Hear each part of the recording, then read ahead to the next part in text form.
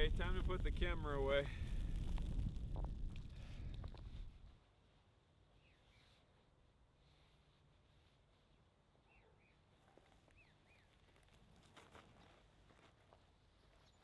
that your ball?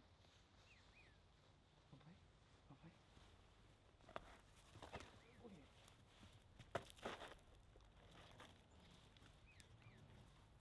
Good boy. Good boy.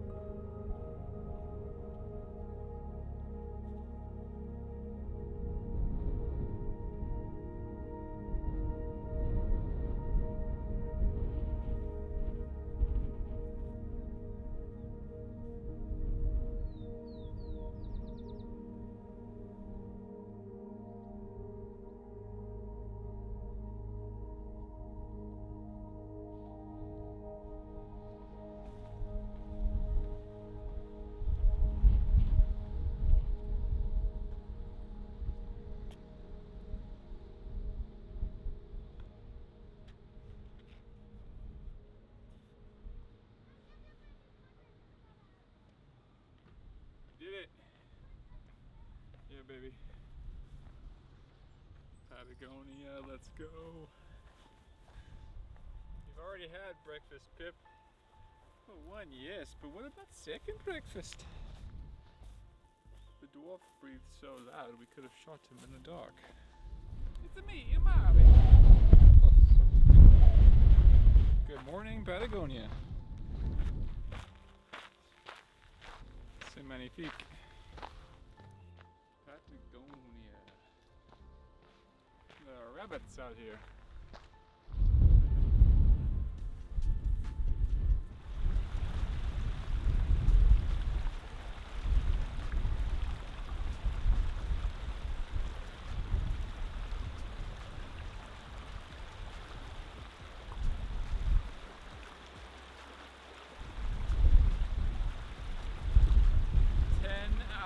Later, I like to move it. What's this for a fashion look?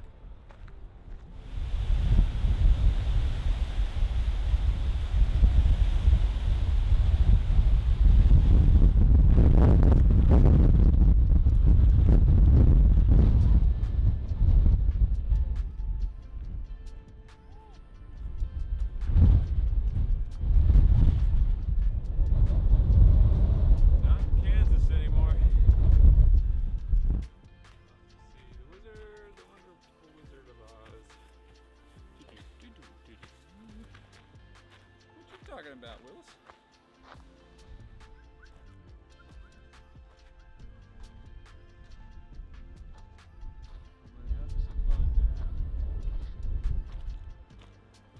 I crossed a glacial river. My feet and legs have never been so cold or red in my life. The descent hasn't been too easy.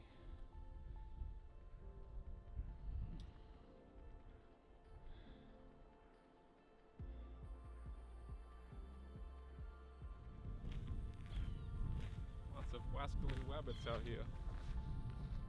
It's beginning to feel a lot like Christmas.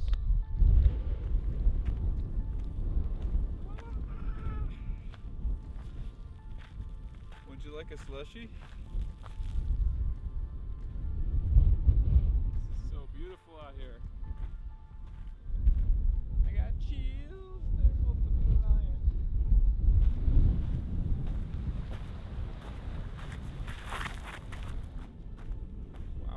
Wow.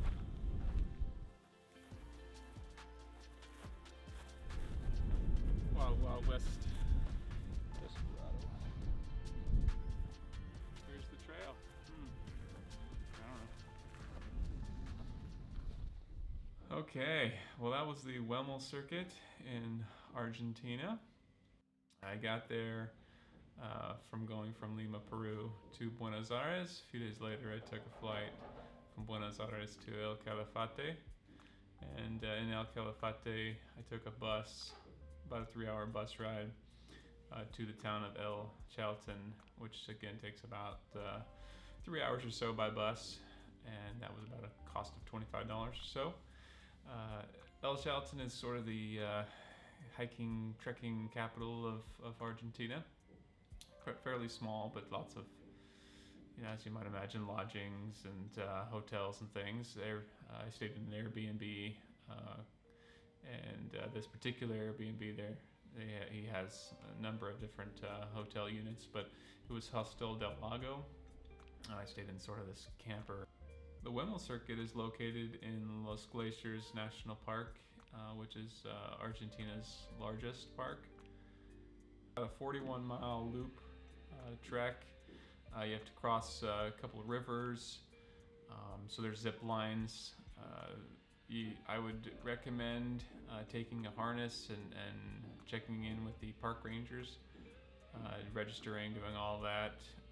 I didn't do that. I left before the registration was open, and I ended up crossing the rivers by foot. So anyways, might be better to take something and take the zip lines. As far as the weather conditions, I went in early summer. It is fairly windy. in the summer, I've been told, but you're going to get the best chance for sun and warmer weather conditions as well. I found it to be highly variable as far as the weather, so it could be, as you saw from the video, I ended up walking in the snow for a while. So there's rain, snow, high winds, so it can vary as far as weather conditions go in Patagonia.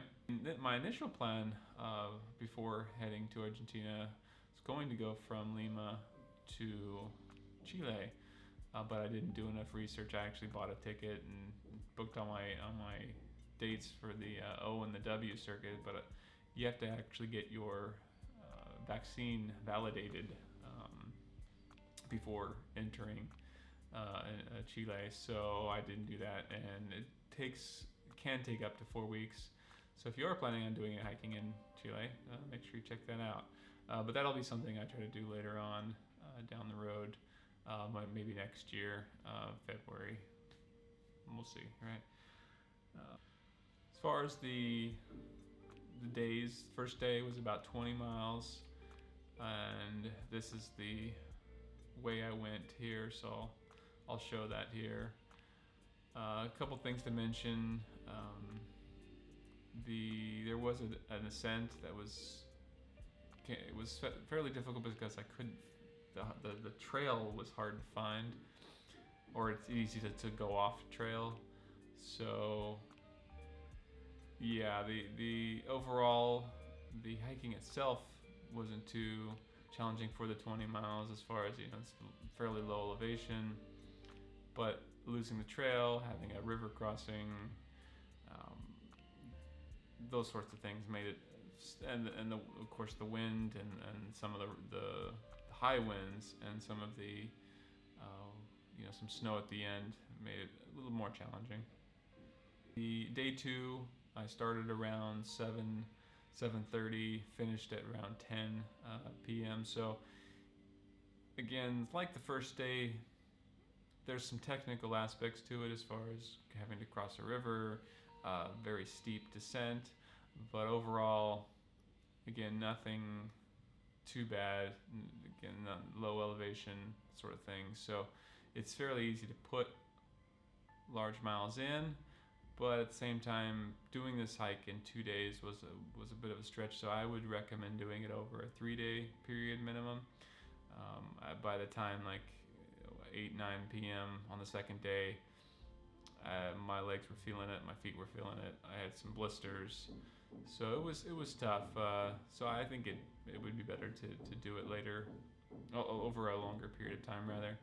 And another thing to mention, definitely, I think it would make sense bringing a harness and doing the zip line cables. You won't have to get in the freezing cold glacier water. And on the second river I crossed, I ended up kind of slipping and falling up to here maybe, partially. Actually, I'm not sure if you can see that, but up to my chest. None of my electronics were damaged, but it still was later in the evening, 8 o'clock. And again, it being fairly cold, so it would be best to probably be a little bit more safe and not cross the rivers like I did. Few things. Drones aren't allowed in the park. On this trek, you will get excellent views of the Viedma Glacier, which is the largest in Argentina and the second largest in South America. The southern Patagonia ice field is the third largest on Earth after Antarctica and Greenland. The Huemel, this is the Huemel Circuit. The Huemel is a deer endemic to the Andean Patagonian forests of Argentina and Chile. I completed the Huemel Circuit in 2 days.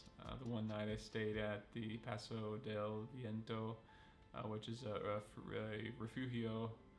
I slept in my air mattress and my UGQ quilt. More and more these days I'm thinking about my carbon footprint, and if you are too, there's a website called ren.co where you can use this calculator and kind of go through it and see just how much CO2 you are putting in the atmosphere each year. The Viedma Glacier is melting fast, so one recommendation would be to do this hike soon and do it over a period of a minimum of 3 days. I think would be better. So yeah, I thank you for still watching. If you've made it this far, your support means a lot, and hope you liked the video. I have another one coming out soon. I did the Laguna de los Tres hike to see Mount Fitzroy. So look for that soon, and thank you again for watching, and take care.